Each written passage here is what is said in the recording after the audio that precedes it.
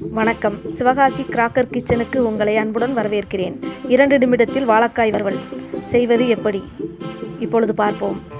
அதற்கு தேவையான பொருள்: வாழைக்காய் 1, மிளகாய்த்தூள் 2 ஸ்பூன், மல்லித்தூள் அரை ஸ்பூன், இஞ்சி பூண்டு விழுது அரை ஸ்பூன், உப்பு தேவையான அளவு, பாதி எலுமிச்சம்பழம், கார்ன்ஃப்ளவர் மாவு 2 ஸ்பூன். வாழைக்காயை சுத்தப்படுத்தி இதேபோல் நறுக்கி வைத்து கொள்ளுங்கள். எடுத்து வைத்துள்ள பொருட்களை எல்லாம் அதனுடன் சேர்த்து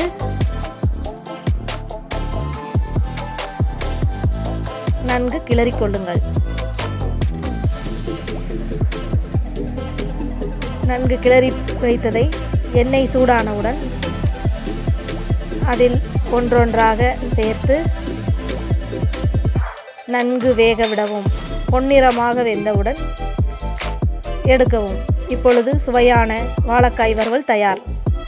இந்த வீடியோ உங்களுக்கு பிடிச்சிருந்தா லைக் பண்ணுங்கள், கமெண்ட் பண்ணுங்கள், ஷேர் பண்ணுங்கள், அப்படியே சப்ஸ்கிரைப் பண்ணுங்கள். பக்கத்தில் இருக்கிற பெல் பட்டனை கிளிக்